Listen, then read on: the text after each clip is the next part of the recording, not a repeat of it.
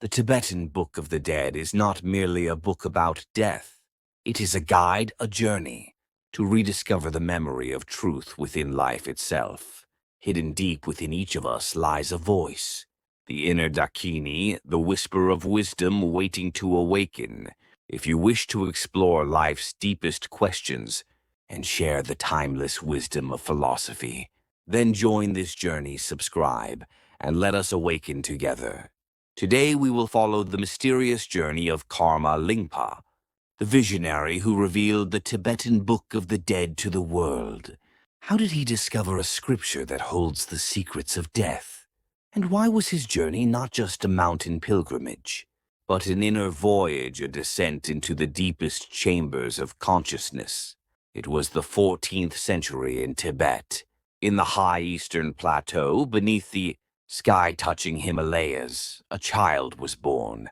His name was Karma Lingpa, the one who would later gift humanity the Bardo Thodol, known in the West as the Tibetan Book of the Dead.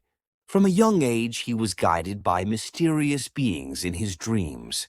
Among them was a celestial woman, a Dakini, who whispered to him, "You are destined to find the scripture that guides the souls of the dead. It lies hidden in the sacred mountain of Gnam, or perhaps within Gampo Dar." That dream was not a mere symbol. It became a calling, a voice that grew louder within his heart. And one day he left his monastery to begin a journey into the unknown, the pilgrimage to Nam, the path of the solitary seeker. Where he began, no one knows for certain. Tibetan chronicles blur the line between history and legend. Scholars believe he may have set out from a small monastery in eastern Tibet, or perhaps from the village where he was born.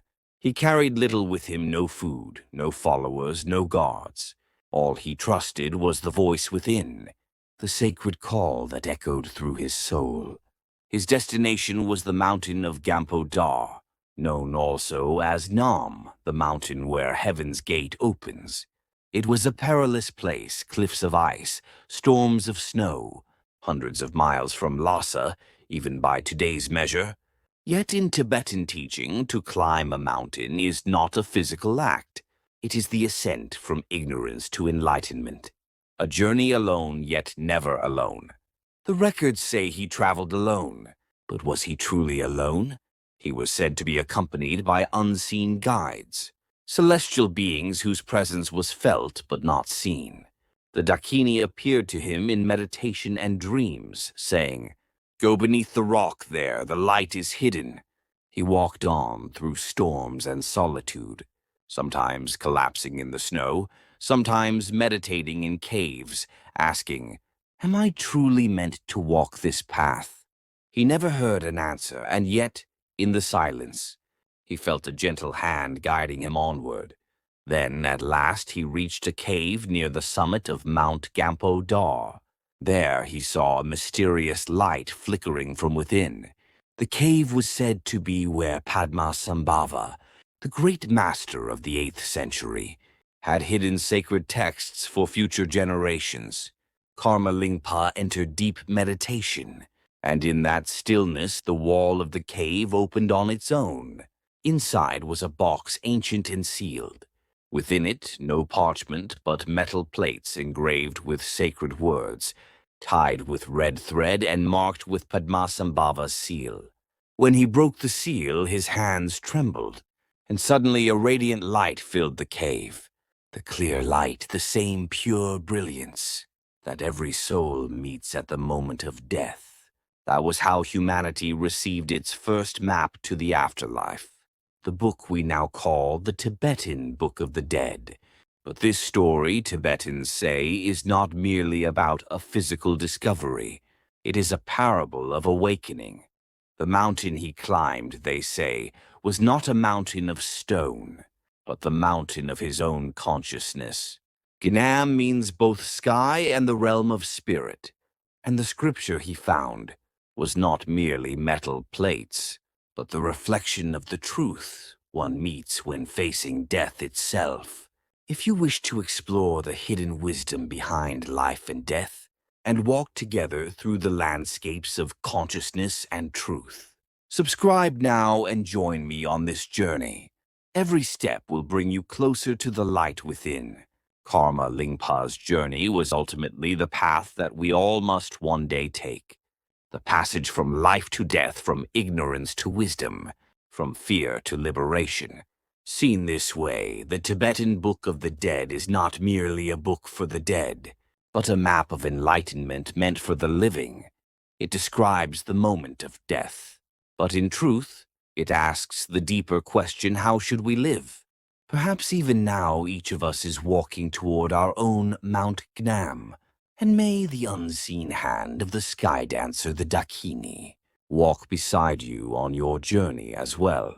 Before we speak of the mystery and sorrow of Tibet, and the deep spirituality hidden within the Himalayas, let us pause here and briefly touch upon Tibet's history. Is Tibet truly a part of China? One side claims Tibet has always been part of China.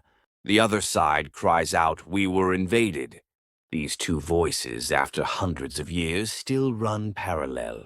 And at the very heart of this long dispute stands Mount Gnam, the sacred mountain still revered by Tibetans today.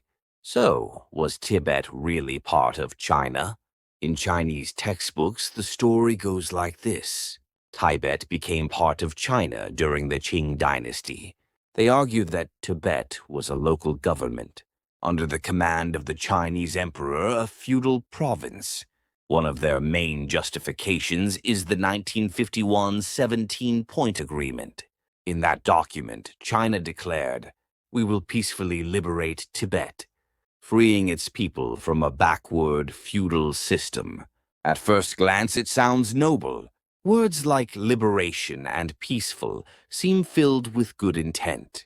But at the very site where the agreement was signed, there were rifles and soldiers' boots. When the Tibetan delegation arrived in Beijing, the People's Liberation Army was already stationed near Lhasa. They were told if Tibet refused to sign, it would immediately become the target of liberation.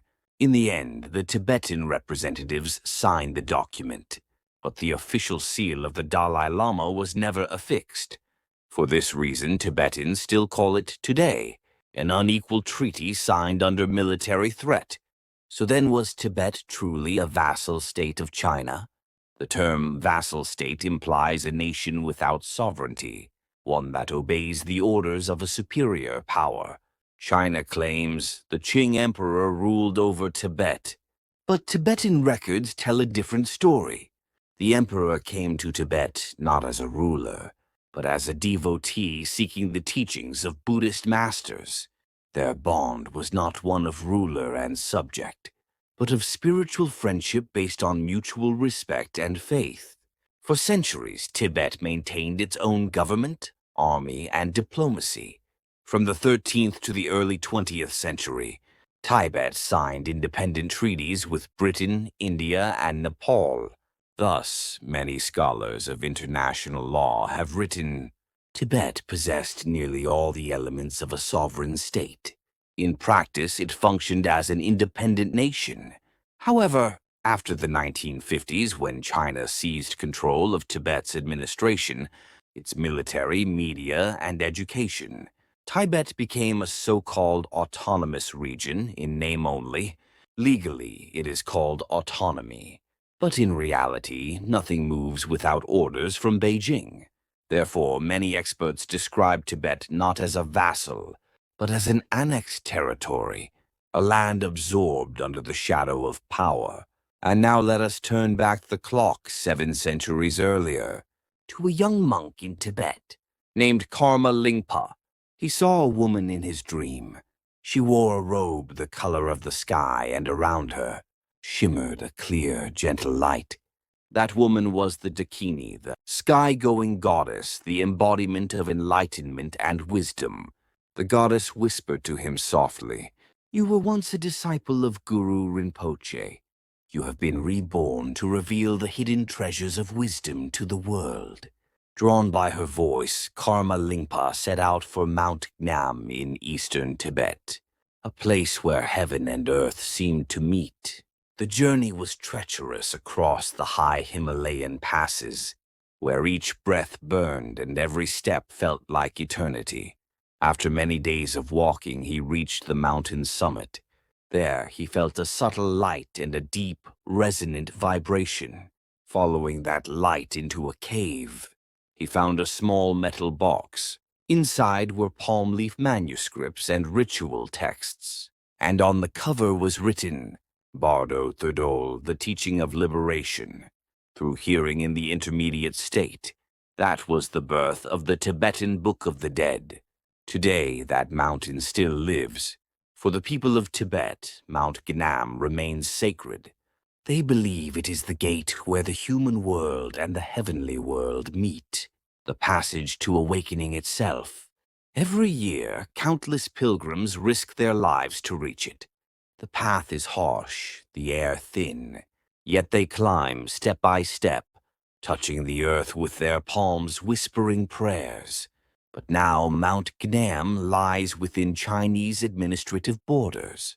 A government permit is required to visit, and for foreigners, entry is nearly impossible. Still, for the Tibetans, that mountain remains the homeland of the soul. To them, it is more than rock and stone.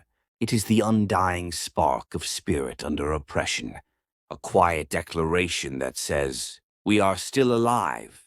The ink of the 17-point agreement dried long ago, yet the promise it carried, autonomy and freedom of religion and culture for Tibet, remains unfulfilled. China still claims we liberated Tibet, but the Tibetans answer, "You didn't set us free, you bound our souls." And those souls still breathe in the wind of Mount Gnam, quietly yet endlessly. If this story resonated with you, subscribe to this channel and join me next time as we explore the Tibetan Book of the Dead and the first stage of Death Chikai Bardo, the moment when consciousness meets the light.